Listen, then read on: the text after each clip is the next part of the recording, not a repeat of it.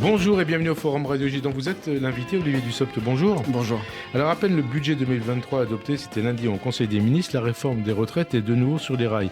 Dans un contexte de guerre en Ukraine, de crise de l'énergie, d'inflation record et d'incertitude économique, Emmanuel Macron joue-t-il son quinquennat sur une réforme dont Michel Rocard avait imaginé les grandes lignes dès 1991, il y a 31 ans. Alors 31 ans après, où va-t-on ? Le recul de l'âge de départ à la retraite à 65 ans est-il un préalable, en dépit du niet, confirmé aujourd'hui par Laurent Bergeux dans le journal du dimanche. Et puis dans ces conditions, ce rejet syndical, 2 ou 3 mois de concertation, va servir à quoi ?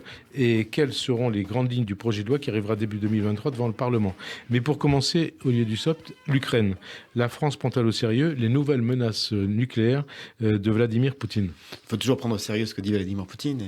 Et nous sommes dans une situation extrêmement particulière avec un État qui en a attaqué un autre. Cela a toujours été rappelé, et la France est aux côtés de l'Ukraine. Le président de la République l'a dit. Il a tout fait pour maintenir un contact avec le dirigeant russe, avec la volonté de continuer à parler et entretenir ce lien. C'est fondamental si on veut préparer la suite et préparer une sortie de la crise. Mais aujourd'hui, le discours de Vladimir Poutine est évidemment inquiétant. Inquiétant, alors justement, et puis il y a d'autres choses qui sont inquiétantes. Des images satellites diffusées par une société israélienne travaillant dans le secteur du renseignement font état de la présence irrégulière d'avions de chasse stratégiques russes porteurs potentiels de charges nucléaires sur la base d'Olenia.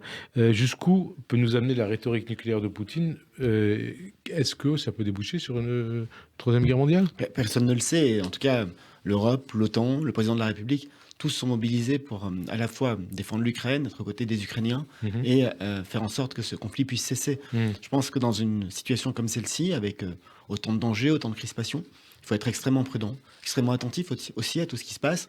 C'est le rôle premier à la fois de ma collègue des Affaires étrangères et de mon collègue des Armées. Mais tout le monde est évidemment mobilisé et attentif. Est-ce que vous considérez qu'il y a une 5e colonne pro-Poutine en France ? Il y a des intellectuels, il y a des politiques, qui aujourd'hui parlent et défendent le régime de Vladimir Poutine. Vous pensez à qui ? On les entend tous. Non mais on les entend tous. Ouais. Et il y a des hommes et des femmes qui en France aujourd'hui défendent de manière régulière Vladimir Poutine. C'est le cas par exemple de Thierry Mariani, l'eurodéputé Front National, qui régulièrement s'exprime en ce sens. Et à l'extrême gauche aussi, du côté de Mélenchon ? On entend aussi du côté de la France Insoumise et de l'extrême gauche en général des propos qui peuvent être conciliants. J'espère que... Et d'ailleurs, aussi bien l'extrême gauche que l'extrême droite, on dit qu'il faut peut-être arrêter les sanctions parce que ça a plus d'inconvénients pour les Français que pour les Russes. Ce qui est une forme de stupidité. Ouais. Par contre, ce que j'observe et ce que j'espère plus exactement, c'est que le discours extrêmement velléitaire du président russe les a peut-être convaincus. Je n'ose l'imaginer en réalité, mais les a peut-être convaincus du danger et de ce fourvoiement qu'il y a à défendre un tel régime. Ou devrait les avoir convaincus. Cela devrait, mais peut-être que c'est au-delà de la force. Alors, la guerre en Ukraine, on va en parler d'une autre manière. Est-ce qu'elle fragilise durablement la croissance, l'économie et l'emploi ? Il y a des conséquences sur un tel conflit. Et c'est la première fois depuis des décennies qu'un conflit se déroule sur le territoire européen, avec des conséquences sur l'approvisionnement, avec des conséquences en termes de tensions sur les marchés de l'énergie. Et donc toutes ces tensions, l'inflation, sont autant de motifs, en tout cas de causes, d'un affaiblissement ou d'un ralentissement de la croissance. Notre économie, l'économie française, se comporte bien et résiste bien. Nous continuons à créer de l'emploi, nous sommes en croissance positive. Les risques de récession qui existent chez certains de nos voisins aux États-Unis sont moins importants chez nous. Oui, mais dire qu'il n'y a pas de conséquences, c'est mentir aux Français. Ouais. Il y a évidemment des conséquences. Avec un risque de récession quand même pointé par les organismes internationaux. Et on le voit dans le prix de l'énergie. Il y a ce risque de récession, même si aujourd'hui, je le répète, l'économie française résiste mieux que la plupart des économies européennes. Risque de récession, ça veut dire chômage Ça peut vouloir dire chômage, ça peut vouloir dire difficultés économiques. Ouais. Ça veut dire aussi, et peut-être surtout, que le gouvernement est mobilisé, et il faut toujours le rappeler, le gouvernement qui protège le mieux ses concitoyens des effets de l'inflation et de la crise économique. Nous sommes à 6% d'inflation, alors que partout autour de nous, c'est autour de 10%. Nous avons un bouclier sur les tarifs de l'électricité, du gaz, qui est le plus protecteur de tous les pays européens pour protéger le pouvoir d'achat, mais aussi pour protéger les entreprises. Ce risque de récession, vous l'envisagez sérieusement au sein du gouvernement ? Ça fait partie des hypothèses auxquelles il faut prêter attention. Et qu'il faut préparer de quelle manière ? Il faut le préparer avec des dispositifs que nous mettons en place. Lesquels ? Mais la loi de finances pour 2023, telle qu'elle a été examinée Le Conseil des ministres prévoit une croissance autour de 1%. En 2023, ça n'est pas une récession. C'est une croissance de 1%. On peut toujours espérer faire plus, mais ça n'est pas une récession. Mais au niveau international, ce que nous voyons aujourd'hui dans l'économie est rassurant. Mais les organismes internationaux disent peut-être une croissance plutôt aux alentours de 0,3-0,5%. Les organismes internationaux ont aussi dans leur radar, si je puis dire, des économies qui sont beaucoup plus exposées. Je pense à des économies européennes, mais aussi aux États-Unis. Alors, emploi, justement, puisqu'on vient de parler du chômage, 38 ans après sa création, l'entreprise de prêt-à-porter Camaïeu a fermé définitivement le rideau depuis hier. 514 magasins fermés et 2600 salariés au chômage. Que compte faire le gouvernement sur ce dossier ? Est-ce que ces 2600 emplois peuvent être sauvés, peuvent être totalement sauvés ? Le gouvernement a été particulièrement mobilisé sur ce dossier-là. Le ministère de l'Industrie, le ministère de l'Économie ont tout mis en œuvre. Et à un moment, lorsqu'un groupe rencontre des difficultés économiques aussi fortes, lorsqu'il n'y a pas de repreneur, parce que c'est la réalité, le tribunal de commerce a constaté qu'il n'y avait pas de repreneur, malheureusement, l'issue est forcément négative. Ce sont 2600 personnes et plus de 500 boutiques. 2600 personnes à qui il faut penser en priorité. Certains des vendeurs, certaines des vendeuses vont pouvoir être repris lorsque les boutiques seront reprises. Il y a un certain nombre de boutiques sous cette enseigne qui peuvent être reprises. Et pour vous, il y a combien de boutiques qui peuvent être reprises ? Je ne sais pas l'estimer, donc il vaut mieux être prudent plutôt que de donner un faux espoir. Mais vous n'avez même pas une ordre d'idée ? Il y a des boutiques qui peuvent être reprises par d'autres franchises, qui peuvent être reprises par des indépendants. Ça se traduit aussi par de la reprise de personnel. En tout état de cause, le gouvernement reste mobilisé et nous menons un travail conjoint, ministère de l'Industrie, ministère du Travail, pour accompagner chaque salarié. Accompagner chaque salarié, c'est veiller à ce que, évidemment, le plan de licenciement se passe dans les conditions les plus protectrices. C'est aussi faire en sorte qu'il y ait une aide administrative, une aide à la préparation du projet de reclassement, une aide à la reconversion.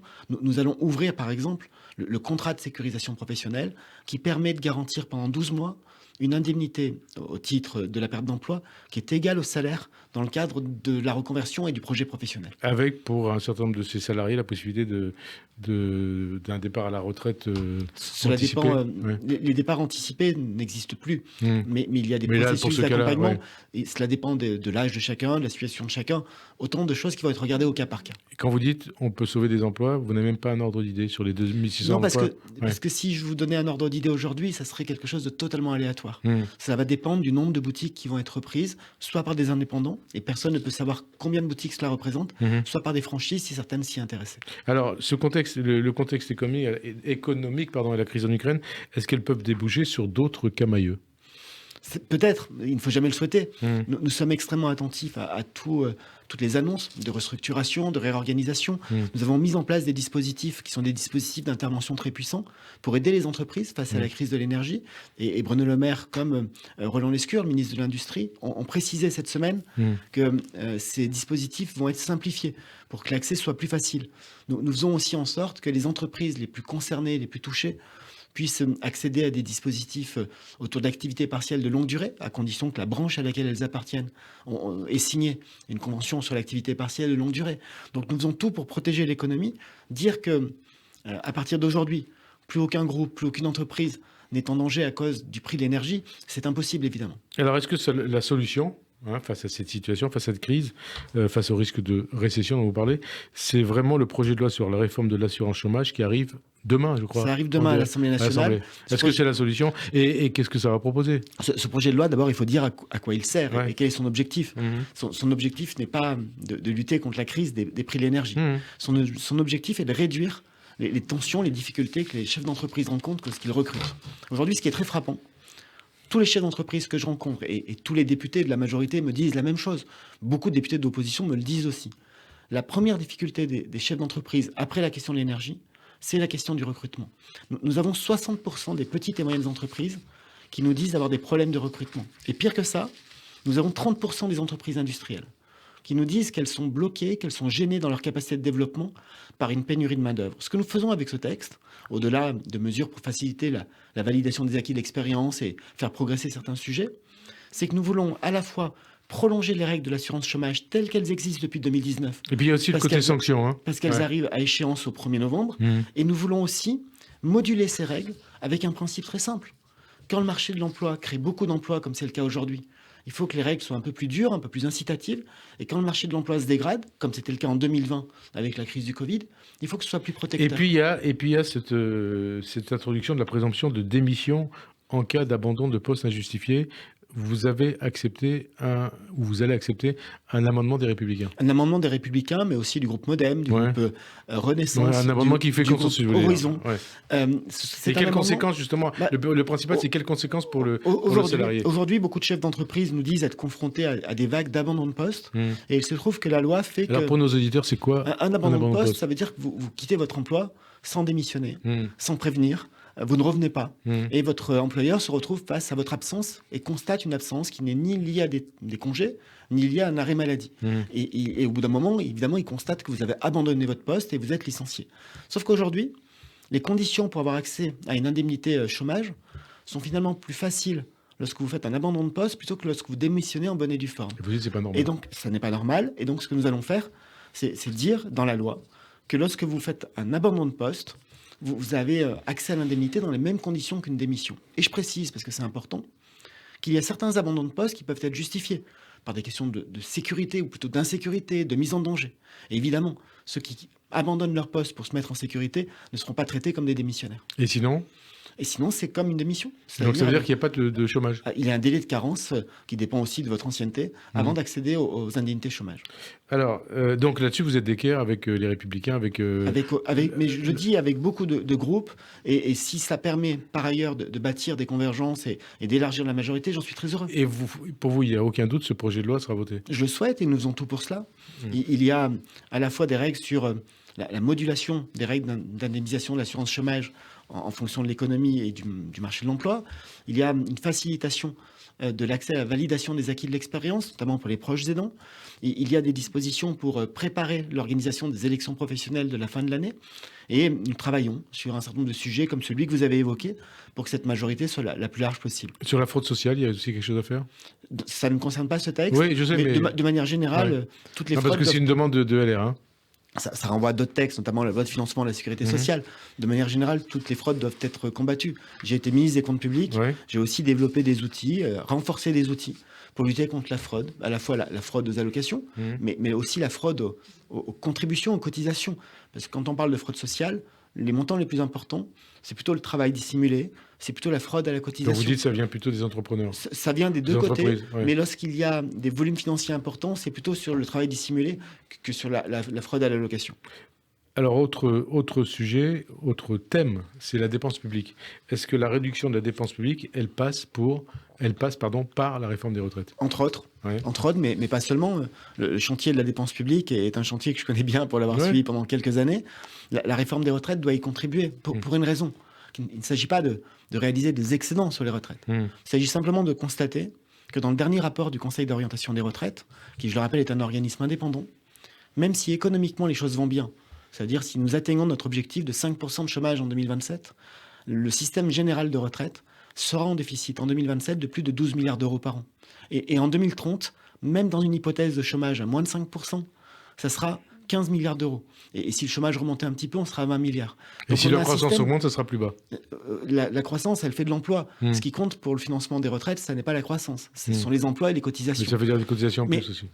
Mais oui, s'il y a moins d'emplois, il y a plus de cotisations. Mais même dans l'hypothèse où le chômage est très bas, le système reste très déficitaire.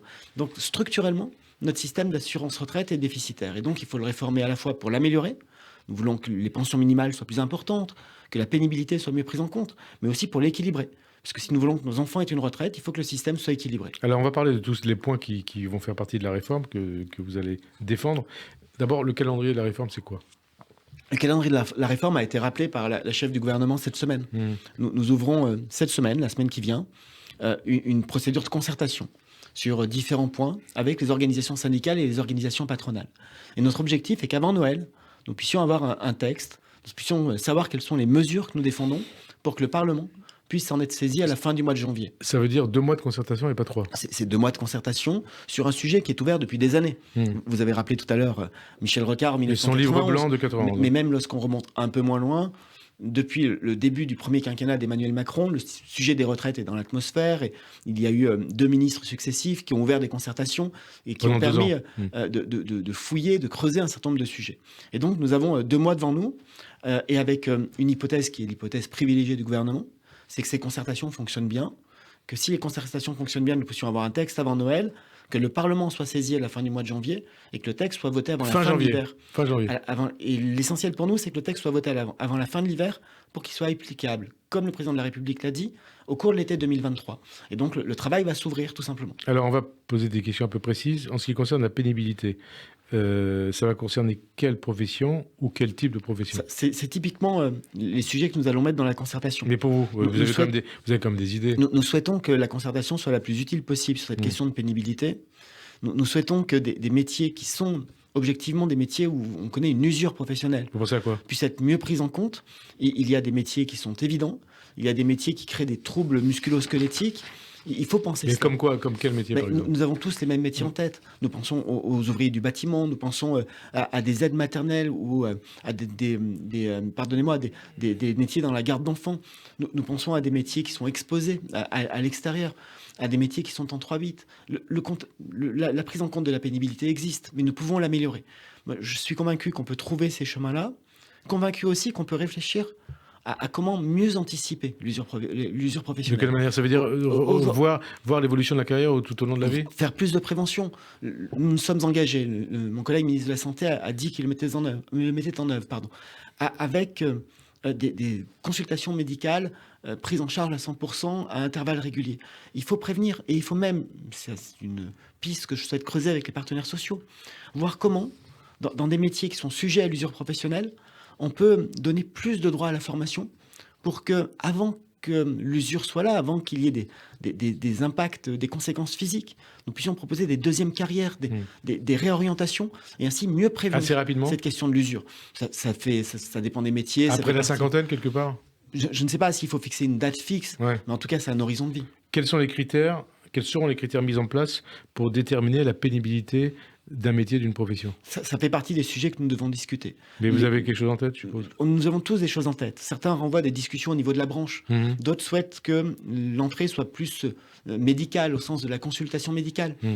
Il faut regarder tout cela, mais on ne peut pas dire qu'on ouvre la concertation sur la question de la pénibilité cette semaine et faire comme si on avait déjà terminé le débat. Vous avez des idées de toute façon. Il y a des pistes. Avant de vous concerter avec les syndicats, vous avez un plan en tête quand même. Bien sûr qu'il y a des pistes, mais il y a aussi une attente de ma part. Que les organisations syndicales et patronales fassent des propositions. Parce qu'on peut être pour ou contre une mesure, mais c'est bien aussi d'accompagner une opposition ou un soutien, de propositions, de contre-propositions et nourrir le débat. Puisque la pénibilité, c'est un point important, est-ce que vous en avez plus ou moins parlé, vous en avez parlé à l'instant, est-ce que la pénibilité d'un métier doit s'accompagner d'un reclassement professionnel et comment? Je pense que c'est la meilleure des choses à faire et que ça passe par la prévention. Il y a un certain nombre de systèmes dont nous pouvons nous inspirer, qui mettent en place à l'étranger, notamment dans des pays nordiques, qui mettent en place des obligations de formation, des obligations, des droits nouveaux, plus que des obligations à la formation et au reclassement, pour que ceux qui occupent les métiers qui sont les plus pénibles, les plus fatigants, les plus usants, effectivement, puissent être formés à un moment de leur carrière et aller vers de nouveaux métiers. Ça peut être de l'encadrement, ça peut être d'autres secteurs d'activité, mais faire en sorte qu'il y ait plus de prévention et moins de constatation des effets de l'usure professionnelle. Et donc, à quel moment, comment préparer ce reclassement? Ça peut être à mi-carrière, mais je pense que ça dépend vraiment beaucoup de chacun des métiers. À mi-carrière, c'est important, mi-carrière. Mais il faut aussi savoir l'adapter, tout simplement. Alors, quid aussi des carrières longues? Est-ce que vous confirmez que pour les carrières longues, le départ à la retraite à 62 ans sera maintenu? Aujourd'hui, les carrières longues partent à 60 ans. Peuvent partir à 60 ans. Ça fait partie des sujets qu'on doit voir. Oui, excusez-moi, j'ai dit 62, je pensais 60. Ça fait partie des sujets que nous devons regarder. Est-ce que si l'âge légal de départ à la retraite passe de 62 à 65 ans, nous faisons passer l'âge des carrières longues de 60 à 63 ou un peu moins? Autant de sujets qui sont ouverts à la discussion. C'est un sujet ça va hurler si vous faites ça. Je le dis, c'est un sujet sur lequel nous sommes ouverts à la discussion. Nous devons trouver là aussi les bons équilibres. La Première ministre l'a dit, je l'ai dit à mon tour, tous les sujets sont ouverts. Nous le faisons dans un cadre. Attendez, tous les sujets sont ouverts. Est-ce que vous avez déjà toutes les réponses en tête? Tous les sujets sont ouverts et nous le faisons dans un cadre. Ce cadre, c'est celui fixé par le président de la République qui, pendant sa campagne, s'est engagé sur une augmentation progressive de l'âge légal de départ à la retraite de 62 à 65 ans, 64 en 2027, 65 en 2031. C'est quelque chose de très progressif. C'est le cadre dans lequel nous travaillons. Et avec une ligne rouge pour ce qui me concerne, qui est que je souhaite que nous puissions améliorer notre système, avoir de meilleures pensions de retraite, avoir une meilleure prise en compte de la pénibilité, mais tout ça doit être équilibré. Nous avons un déficit à résorber, et s'il y a des mesures nouvelles, forcément elles coûtent. Donc il faut savoir les équilibrer. Ouais. Et donc, pour les équilibrer, il faut travailler plus. Et puis il y a la question des petites retraites aussi. Oui, c'est l'engagement du président, il faut les améliorer. Et puis alors, dans ce contexte, vous avez aussi les prises de position, les réactions, les demandes des syndicats. Et ce matin, on voit encore que ce qui pose le plus problème, vous en avez parlé, c'est le report de l'âge légal à 65 ans. Laurent Berger, le patron de la CFDT, affirme donc ce matin dans le JDD que, je le cite, c'est niette. Donc le départ à la retraite à 65 ans. Et il ajoute, on est opposé au recul de l'âge de départ à 65 ans. C'est une mesure qui pénalise surtout ceux qui ont commencé à travailler tôt, qui ont des carrières hachées et pénibles, et les femmes. Qu'est-ce que vous lui répondez ? Laurent Berger a le mérite de la constance et de la cohérence. Depuis le début. La constance et la cohérence, en 2018, il était pas tout à fait sur cette ligne. Depuis le début des discussions, Laurent Berger nous dit que la CFDT est opposée à un relèvement de l'âge légal de départ à la retraite. Mais il nous dit aussi que la CFDT est prête, comme d'autres organisations syndicales ou patronales, à travailler sur les questions d'usure professionnelle, de gestion des carrières, d'emploi des seniors, de lutte contre la précarité. Il le dit en JDD, justement. Oui. Il liste un certain nombre de sujets sur lesquels il dit s'il y a du temps pour la concertation, la CFDT y participera pour dire ses points d'accord et ses points de désaccord. C'est très bien. Il cite l'emploi des seniors, la pénibilité, la retraite progressive, le parcours des femmes. Et il dit la CFDT a des propositions, je ne sais pas si vous devez les connaître, ces propositions. En partie, oui, puisque elles ont été exprimées à plusieurs reprises. Ouais. Et ce sont autant de pistes de travail qu'il faut aussi confronter, au sens positif du terme, avec ce que proposent d'autres organisations syndicales, les organisations d'employeurs. Mais moi, ce que je note dans l'intervention de Laurent Berger que vous citez... C'est le niet. Non, c'est qu'il dit nous discutons. Mais c'est pas le niet. Pour vous, ce niet veut dire quelque chose ou ne veut rien dire ? Je le connais, son refus, je connais sa position. Et je respecte ses positions, et à la fois sur sa capacité à ouvrir un dialogue et sur le rappel de son opposition à une mesure plutôt qu'à une autre. On va aller au bout de cette concertation. On va aller au bout. Et à la fin, il y a des points sur lesquels, j'espère, nous trouverons des accords.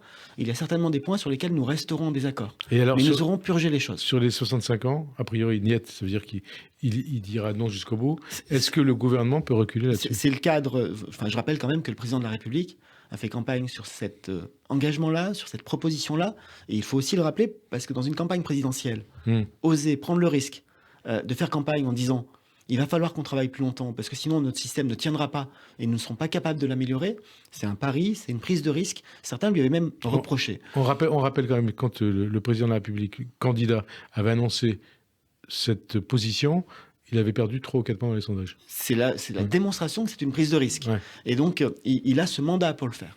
Et nous avons un objectif, évidemment, et c'est à l'aune de ce mandat et de cet objectif que nous devons travailler dans les semaines qui viennent, qui est l'équilibre. Mais ça veut dire, attendez, la question, je vous la repose, 65 ans, c'est irréversible. Je le répète à nouveau. Vous ne reviendrez pas en arrière. C'est le mandat sur lequel le président de la République a fait campagne, et c'est le mandat qui, finalement, lui est donné par cette campagne. Nous pouvons aller jusque-là, mais avec un détail, et là aussi... Nous sommes au tout début de la discussion, elle n'a même pas encore véritablement commencé.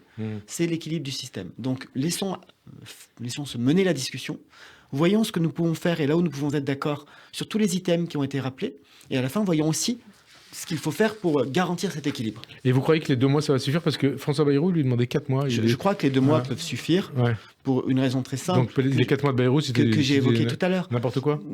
Non, la concertation, elle peut durer 2 mois, 4 mois. La concertation, elle a en réalité démarré depuis plus de 3 ans.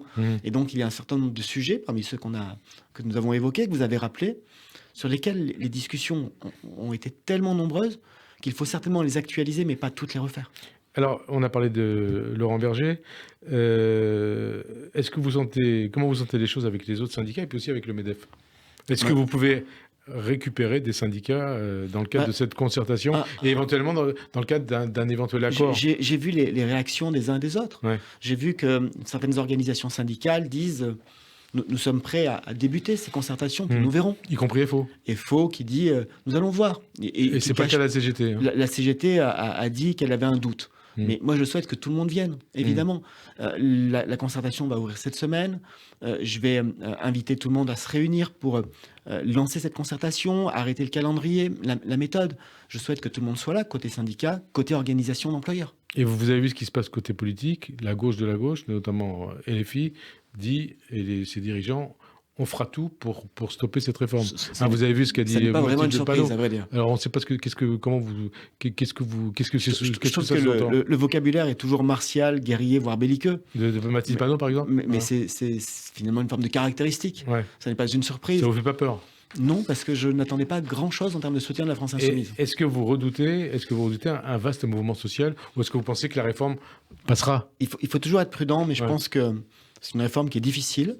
Je pense que, et c'est très humain, personne ne saute de joie à l'idée de devoir travailler plus à l'échelle d'une vie. Parce que c'est une réforme qui est toujours compliquée à mener et chacun préfère se projeter de manière peut-être plus sereine ou avec plus de repos dans sa vie. Mais je crois aussi que les Français sont des gens très raisonnables et très sérieux. Et lorsqu'il y a un déficit de 12 milliards par an en 2027, c'est demain. Vous savez que 12 milliards par an de déficit, c'est pas parlant pour les Français. C'est beaucoup pourtant. Ouais, mais c'est pourtant. Moi, ce que je dis surtout, c'est qu'il faut... Parce que j'entends les réactions des uns des autres. Ils pensent à leur pension de retraite, mais les 12 milliards... Vous citez la France insoumise qui dit qu'elle va s'opposer, qu'il n'y a pas besoin de pension de réforme des retraites. Il faut arrêter de raconter des bêtises aux Français. 12 milliards, c'est beaucoup d'argent. Et 2027, c'est demain. C'est pas à long terme ou à moyen terme. Si on veut que nos enfants aient un système de retraite qui les protège, il faut que notre système soit durable. Et pour être durable, il faut qu'il soit équilibré. Alors, il y a aussi une autre question qui se pose pour que justement cette réforme soit durable et que les pensions puissent continuer à être payées. Est-ce qu'il faut accélérer la hausse de la durée de cotisation par la réforme Touraine et en même temps reculer l'âge de départ à la retraite? Ça reviendrait à faire un mix finalement entre l'augmentation de l'âge, est-ce que c'est 63, 64 et accélérer la mise en œuvre de la réforme qui avait été portée par Marisol Touraine. Cela fait partie de propositions que font certains économistes qu'il faut regarder dans le cadre de cette concertation. Et ça, vous y êtes, vous pensez que ça peut être une solution? Pourquoi pas? Et qu'est-ce que ça changerait en fait? Mais laissons voir les choses, laissons venir les choses. Je note par contre, parce que je le dis avec une forme de sourire, il y a aujourd'hui parmi ceux que vous évoquiez tout à l'heure, qui sont à la gauche de la gauche ou qui sont devenus la gauche de la gauche. Il y en a qui avaient voté la réforme de Marisol Touraine, allongeant la durée de cotisation, et qui nous expliquent aujourd'hui qu'il n'aurait pas fallu le faire. Et alors, si je ne me trompe pas, vous me préciserez les choses, dans 5 ans, avec la réforme Touraine, le départ de l'âge à la retraite, ça serait 63 ans et 9 mois. En termes de départ constaté.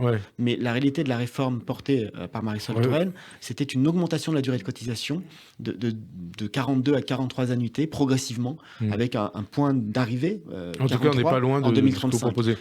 En termes de départ effectif, effectivement, depuis très longtemps maintenant, parce que les Français, en moyenne, rentrent plus tard dans la vie active, parce que la durée de cotisation a augmenté, la plupart des Français ne prennent pas leur retraite à 62 ans, ils la prennent après, plutôt autour de 63. Et puis il y a aussi une autre question.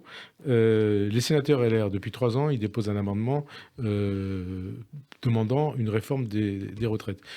Ils vont le refaire cette fois-ci dans le cadre du PLFSS.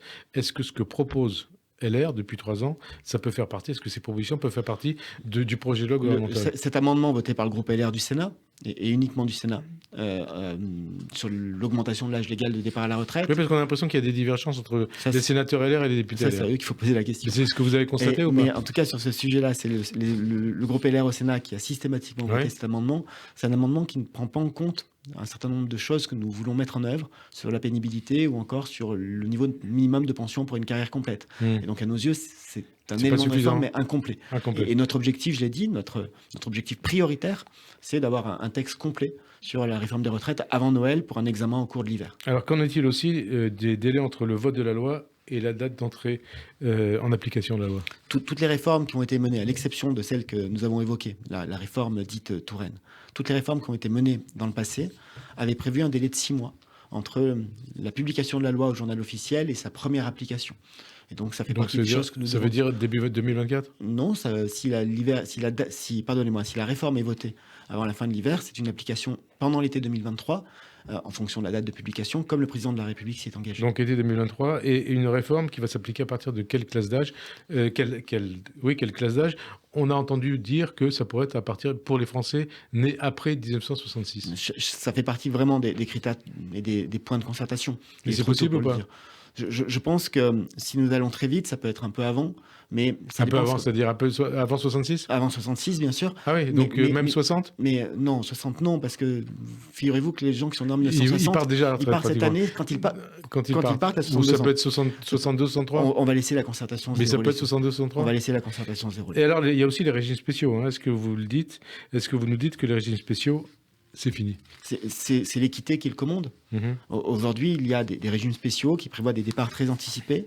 Et puis, il y a des régimes spéciaux qui ont d'ores et déjà été fermés. C'est le cas de la SNCF. Aujourd'hui, la SNCF recrute du personnel en CDD, en CDI, et avec du personnel affilié au régime général. Pendant la campagne présidentielle, le président de la République, et c'est ce que nous ferons, s'est engagé à fermer les régimes spéciaux. Il a dit que nous appliquerons ce qu'on appelle la clause de grand-père. C'est-à-dire que ceux qui bénéficient du régime spécial continuent à en bénéficier jusqu'à leur départ à la retraite.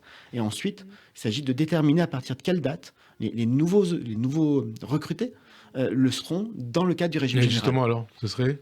C'est ce qu'il faut que nous mettions en place. Il faut juste Vous prévoir. avez une petite idée en tête ? J'ai en tête ce qui s'est passé avec la SNCF. Oui, allez-y. Avec la SNCF, et c'est Elisabeth Borne qui avait mené cette réforme parce qu'elle était ministre des Transports, il avait été fixé une date un peu plus de 12 mois après le vote de la loi, une date butoir, et après cette date-là, il n'y avait plus de recrutement possible sous le statut, et dans l'intervalle entre la loi et cette date-là, avait été négocié, discuté, une grille salariale, une nouvelle progression de carrière pour les nouveaux recrutés. Alors ensuite, il y a la méthode. Comment faire voter cette loi ? Donc on nous avait dit au départ, dans le cadre du PLFSS d'octobre, a priori c'est fini. Ça fait partie des options que nous avons examinées, et qui, si la concertation était totalement bloquée, reste donc évidemment à partir valable, de demain. mais ce n'est pas notre priorité. C'est pas votre priorité. Donc l'hypothèse, c'est bien une loi ad hoc en janvier. C'est une loi ad hoc en janvier, et je l'ai dit tout à l'heure, nous travaillons pour avoir un projet de loi qui soit prêt avant Noël et qui puisse être examiné fin janvier à l'Assemblée nationale. Est-ce que ça pourrait prendre la forme en janvier, d'un PLFSS rectificatif en fonction des éléments de la réforme, et nous le saurons à l'issue de la concertation, si les éléments sont essentiellement des éléments qui concernent des aspects financiers, et notamment le financement de la Caisse nationale d'assurance vieillesse, la branche vieillesse de la sécurité sociale, c'est possible évidemment. Mais là aussi, nous regarderons cela en fonction de ce que nous mettons dans la réforme. Quel serait l'intérêt d'un PLFSS rectificatif par rapport à une loi ad hoc ? Il y a peut-être un intérêt sur le rythme auquel ce texte est discuté, puisque les lois de finances ont un rythme de discussion qui est encadré par la loi organique. Oui, c'est entre 50 et 70 jours de débat. De mémoire, c'est cela. Donc ça fait partie de l'article 39 de la Constitution. Vous avez bien révisé cette Constitution-là, ou alors vous la connaissez par cœur. Mais cela fait partie des éléments... On m'a aidé à la réviser. Parfait. Et alors donc, ça fait partie des éléments qui peuvent être intéressants. Ouais. Mais je le répète, ça dépend vraiment... Mais donc, c'est pas exclu un PLFSS rectificatif ? Non, ça dépend vraiment de ce que nous mettrons dans la réforme. Ça dépend. Ah oui, parce que est-ce que vous confirmez que les régimes spéciaux, la réforme des régimes spéciaux ne peuvent pas être insérés dans le cadre d'un PLFSS rectificatif ? C'est un peu plus compliqué que ça. En matière d'affiliation au régime général et en matière de manière plus large, en matière d'affiliation à un régime retraite, un projet de loi de financement de la sécurité sociale rectificative peut porter des dispositions. Lorsqu'il s'agit de définir la date d'arrêt de recrutement sous statut et d'ouverture d'une nouvelle période de recrutement en droit commun et affilié au régime général pour tout, pas seulement pour l'assurance vieillesse, ça nécessite une disposition spécifique. Donc ça veut dire une autre loi ? Un texte et une disposition législative à côté, si on est dans ce cadre-là. Donc ce serait plus compliqué. Vraiment, pardonnez-moi, mais depuis maintenant des semaines et des semaines, on parle plus méthode que fond. Moi, ce qui m'intéresse, c'est ce qu'on met dans la réforme et ce qui va être issu des concertations. Et là, en dehors de ce que vous avez précisé depuis le début de cette émission, vous avez d'autres idées de ce que vous pouvez mettre dans la réforme ou pas ? Je pense que nous devons travailler de manière très, très forte et très volontaire sur la question du travail des seniors. Aujourd'hui, oui, on n'a pas parlé du travail des seniors. Aujourd'hui, alors, attendez, travail des seniors, il y a des seniors qui nous écoutent. À partir de quel âge on est senior ? Alors, ce n'est pas moi qui fais la définition, je le dis pour ceux qui nous écoutent, que personne ne soit vexé. Mais selon les statistiques, c'est soit à partir de 50 ans, soit à partir de 55 ans. Ce qui nous effraie tous, surtout quand on s'en approche. Ou quand on dépasse l'âge. Comment ? Ou quand on a dépassé l'âge. Ou quand on a dépassé l'âge. Mais c'est vraiment très statistique. La réalité, c'est que au-delà de cette définition, quand on regarde justement les statistiques, en France, à partir de 50 ans, à partir de 55 ans et à partir de 59 ans révolus, nous sommes parmi les pays en Europe avec le plus faible taux d'emploi. Parce que nous avons un système qui fait que parfois les entreprises ont plus d'intérêt lorsqu'elles doivent se séparer de personnel, à se séparer des seniors et des plus expérimentés. Nous avons aussi un système, on parlait tout à l'heure de l'assurance chômage, qui prévoit 24 mois maximum d'indemnité, sauf Lorsque vous avez dépassé 55 ans, ça peut 36 mois. porter à 36 mois. Donc nous avons beaucoup de dispositions qui incitent plutôt à la sortie anticipée du marché du travail. Et alors, qu'est-ce qui pourrait être proposé là? Moi, je pense que nous devons travailler sur des cumuls d'emploi-retraite après le départ à la retraite, mais aussi de retraite progressive avant le départ à la retraite. Avant, c'est-à-dire aux alentours de 50-55 ans? Ça dépendra du marché de l'emploi. Ça paraît un peu tôt. Ça dépend du marché de l'emploi et des branches. Hein. Mais exactement. Et puis, c'est encore un peu tôt. Et par ailleurs, il faut aussi qu'on regarde, mais ça dépend beaucoup de l'implication des employeurs. Comment est-ce qu'on peut aménager les carrières et le maintien dans l'emploi? Je le dis parfois aux organisations d'employeurs, aux organisations patronales. Souvent, la plupart d'entre elles sont favorables à un relèvement de l'âge légal.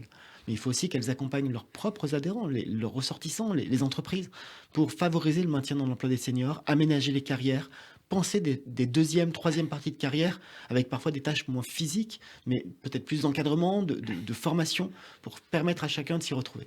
Est-ce que Emmanuel Macron joue son quinquennat sur la réforme des retraites? Je ne crois pas. C'est une réforme importante, fondamentale, pour laquelle il a mandat. Mais vous savez, souvent... Lorsqu'une réforme est importante, on commente en disant on joue le quinquennat, on joue la décennie. Il faut raison garder à chaque fois et ne jamais dramatiser les choses. Ce qu'on dit aussi, c'est si cette réforme ne passe pas, vous pensez qu'elle va passer? Je pense qu'elle passera. Elle passera facilement? Je pense qu'elle passera facilement. Ce mouvement social? Ça, nous verrons. Et je ne suis pas là pour décider de la taille ou de l'ampleur d'un mouvement social. Avec 49.3? Nous verrons, ça dépend aussi des oppositions. Ce que je sais, c'est que le blocage ne viendra jamais du gouvernement. Et donc, vous pensez qu'elle passera? Je pense qu'elle passera. Donc vous êtes un ministre du Travail heureux? Optimiste. Optimiste, oui, c'est le terme qui convient. L'actualité politique, Olivier Dussopt, elle continue d'être agitée par les suites de l'affaire Quatennens, avec cette nouvelle main courante déposée par la femme du député insoumis. Qu'est-ce que ça vous inspire? Je ne commande pas les situations individuelles. Mais sur la manière dont ça se passe. Je le répète, je ne commande pas les dossiers individuels. Je ne suis ni policier ni procureur. Je ne connais pas le contenu des mains courantes. Je ne connais pas le contenu de ce dossier. Donc je ne fais aucun commentaire. Alors je vous pose la question autrement. Je dis simplement, pardon, puisque vous m'interrogez jusqu'au bout, que évidemment toute violence est inacceptable. C'est un principe. Et le fait de ne pas commenter, évidemment, ne signifie pas qu'on considérerait que la violence est plus ou moins acceptable. Elles sont inacceptables. Et puis nous avons pu voir aussi beaucoup de réactions assez hypocrites. Les mêmes qui sont les premiers à lyncher tel ou tel avaient le verbe beaucoup plus faible pour commenter la situation de quelqu'un qui... Alors j'explique entre les lignes ce que vous dites. Mélenchon et les dirigeants de la France Insoumise avaient par exemple lynché Damien Abad et d'autres au sein de la majorité, d'autres ministres. Et puis là, on les a vus un peu plus discrets, on les a vus tergiverser. Mélenchon qui au départ a dénoncé la malveillance concernant Quatennens, la malveillance policière, le voyeurisme. C'était une manie chez lui, dénoncer la malveillance policière. C'est moi la République, le voyeurisme médiatique, les réseaux sociaux, et saluant la dignité et le courage de Quatennens. Est-ce qu'il peut tenir? Est-ce qu'il peut tenir politiquement après ça, ou est-ce qu'il est fini? Tout ça montre que bien souvent, dans ces dossiers, sur ces sujets, il y a une grande tartufferie. De la part de Mélenchon? De la part de l'extrême gauche. De l'extrême... Mais vous mettez qui dans l'extrême gauche? Beaucoup de gens désormais. Beaucoup de gens. Mais tartufferie de la part de l'extrême gauche? La France Insoumise se spécialise dans la matière. Mais je le répète, je pense qu'il y a des réactions qui sont condamnables, qui relèvent d'une forme d'hypocrisie. Des réactions par rapport à des situations particulières. Par rapport à ce type de situation. Puis après, il y a des situations particulières que je ne commande pas. D'abord parce que je n'en ai ni mandat ni légitimité, et parce que je n'aime pas me prêter à ces lynchages collectifs. Alors, et c'est tout à fait justifié ce que vous dites. Aurore Berger, chef de file de Renaissance, a estimé qu'Adrien Quatennens n'était plus le bienvenu à l'Assemblée. Vous en pensez quoi? Je ne suis pas parlementaire. Vous l'avez été assez longtemps. Alors, il y a eu l'affaire Bouaf, l'affaire Coquerel, l'affaire Quatennens. Est-ce qu'il y a un problème chez les filles en ce qui concerne le respect de la femme? C'est à eux de répondre à cette question-là. Vous voyez ce qui se passe? Moi, ce qui m'épate le plus, mais quand je dis épaté, ce n'est pas positivement. C'est que nous avons là, côté les filles, côté, dans d'autres registres, Europe Écologie Les Verts, des organisations politiques, ou plutôt des membres de ces organisations politiques, qui considèrent qu'il y aurait une espèce de justice privée, de justice interne à un parti pour des faits qui peuvent être graves. Je dis peuvent à dessein, n'ayant pas mandat pour en juger ou pour en décider. Interne à un parti ou via les réseaux sociaux. Et je trouve ça extrêmement dangereux. Lorsqu'il y a, indépendamment des cas que vous avez cités, lorsqu'il y a présomption de violence, lorsqu'il y a présomption d'actes délictueux, c'est la justice qui doit être saisie. Et uniquement la justice. Et la justice de tous, c'est-à-dire la justice du pays, l'ordre judiciaire. La justice avec un grand J. Avec un grand J. Pas des commissions internes qui laveraient leur linge sale en famille et décideraient de donner suite ou pas à des faits qui peuvent être graves.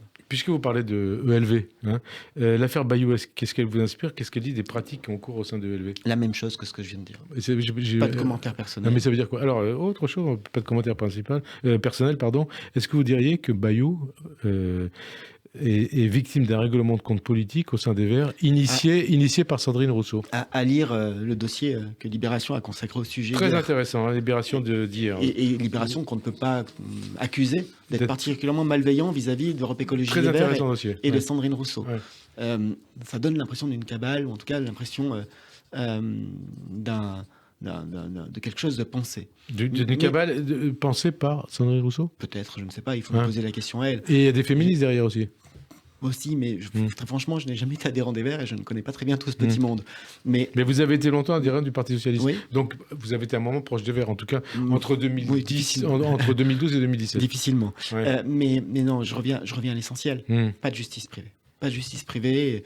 Si tel ou tel, et vraiment, je me refuse à citer les noms à nouveau parce que je ne suis pas là pour cela, mais si tel ou tel responsable politique, tel ou tel adhérent d'un parti fait l'objet de présomption d'actes violents ou d'actes délictueux, c'est le rôle de la justice et pas d'une commission interne qui, par définition, sera opaque. Et ce qui se passe autour de LFI, autour de LV, qu'est-ce que ça dit de la vie politique française, de l'évolution de la vie politique française et d'évolution de la société? Ce n'est pas une évolution qui me plaît beaucoup, à vrai dire. Je trouve que depuis maintenant des mois, des années, et c'est certainement un mouvement de long terme, les sujets de fond passent au second rang, les sujets d'avenir passent au second rang, et on passe beaucoup de temps, plus exactement le système politique et médiatique d'ailleurs, passe beaucoup trop de temps autour de polémiques qui, à mon sens, ne valent pas grand-chose. Alors, sujet de fond, pour conclure, 2 sujets de fond pour conclure, Olivier Dussopt. Le 13 septembre dernier, l'Azerbaïdjan a lancé une nouvelle offensive armée contre la République d'Arménie, envahissant son territoire et bombardant les populations civiles. Face à cette agression, le gouvernement français refuse toujours de dénoncer, a priori, la dictature azerbaïdjanaise comme étant l'agresseur à l'intérieur de ce conflit. Pourquoi ?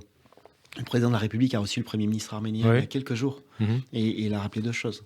D'abord, l'attachement de la France ou de la communauté internationale à l'intégrité territoriale de l'Arménie et la volonté que ce désaccord et ce différend extrêmement fort... Enfin, cette agression. Aujourd'hui, il y a un pays qui en attaque un autre. C'est l'Azerbaïdjan qui attaque l'Arménie. Mais aujourd'hui, ce qui compte et ce que le président de la République a rappelé, et en matière de politique étrangère, c'est sa parole qui compte, c'est le respect de l'intégrité territoriale et l'appel à des négociations pour sortir du conflit. Mais l'agresseur, c'est bien l'Azerbaïdjan. Le président de la République l'a dit et s'est exprimé. Et donc, je ne commande pas plus avant ce que dit le président de la République ou la ministre des Affaires étrangères. En matière de diplomatie, là aussi, je pense que chaque mot doit compter. Et lorsqu'on a en charge un sujet qui ne relève pas de la diplomatie, on doit être encore plus prudent. Lors de son discours, et si je vous pose ces questions, c'est parce que la communauté arménienne en France est très... souhaite qu'on puisse parler de ces dossiers et va avoir des réponses de la part du gouvernement. C'est normal, et je le répète, mais le président de la République a reçu le Premier ministre arménien, s'est entretenu avec lui et a redit son attachement à l'intégrité territoriale. Alors, lors de son discours devant l'Assemblée générale des Nations unies, c'était le 20 septembre dernier, Emmanuel Macron a évoqué à propos de la guerre en Ukraine et pour justifier l'engagement de la France et de l'Europe, la complicité de ceux qui se taisent à cause d'un nouvel impérialisme, d'un cynisme contemporain. Est-ce que selon cette rhétorique, la France ne devrait pas s'engager plus, même s'il a reçu le Premier ministre arménien aux côtés de l'Arménie, comme elle s'engage aux côtés de l'Ukraine, sauf peut-être à laisser entendre que les vies arméniennes valent moins que les vies ukrainiennes? Non, je ne rentre pas dans ce type de débat. Il n'y a pas de vie qui valent moins qu'une autre vie. Ça, c'est une évidence. Et au risque d'être dans la répétition, le président de la République s'est exprimé. Alors, autre dossier pour conclure, Olivier Dussopt, c'est l'Iran. Quel regard vous portez sur la situation en Iran, sur ces femmes qui se révoltent contre le port du voile jusqu'à en payer de leur vie? En l'état des informations qu'on a, c'est un immense respect et beaucoup d'admiration pour leur courage. Et on a vu aussi ces footballeurs de l'équipe d'Iran. C'est un immense courage qu'il faut saluer et la France s'est exprimée. Nous nous sommes à nouveau exprimés il y a quelques heures par le Quai d'Orsay pour dire que la France condamne la répression extrêmement sévère, extrêmement dure que le régime iranien impose à ceux qui manifestent. Moi, quand je vois ces femmes et les risques qu'elles prennent, quand on entend qu'il y aurait des dizaines de morts, on parle de 170, 200 morts. Du fait de la répression, je me dis que celles et ceux qui, il y a encore quelques semaines ou quelques mois, nous expliquer que la France est une dictature seraient bien inspirés de revoir leur vocabulaire. Et justement, c'est la dernière question. Quand vous constatez qu'en Iran, des femmes se battent jusqu'en pied de leur vie pour avoir le droit de ne pas porter le voile, et qu'en France, le port du voile est devenu une revendication des islamistes, mais aussi d'un certain nombre de militantes féministes, voire de partis de gauche, notamment LFI, qu'est-ce que ça vous inspire? Beaucoup d'étonnement, mais un étonnement... D'étonnement ou de dégoût? Un étonnement négatif. Ouais. Et c'est la démonstration que le relativisme fait beaucoup de mal, que le communautarisme fait beaucoup de mal. Moi, je n'ai qu'une boussole en la matière. C'est la loi de 1905. Et toute la loi de 1905, c'est l'émancipation. Et puis, ce sont aussi les propos d'Elisabeth Badinter. Rappelez-les, donc qui a parlé cette semaine sur France Inter et qui a été la cible d'une campagne à cause de ce qu'elle a dit. Je sais, et à chaque fois c'est désolant quand je vois des intellectuels, de pseudo-intellectuels de bas niveau s'en prendre à quelqu'un comme Elisabeth Badinter, ça me laisse pantois. Mais Elisabeth Badinter a rappelé que tout au long de l'histoire, les droits des femmes avaient été la plupart du temps arrachés face aux religions. Merci Olivier Dussopt d'avoir répondu à notre invitation. Bonne fin d'après-midi sur Radio J, bonne fête de Kippour et à dimanche prochain. Merci. Dimanche.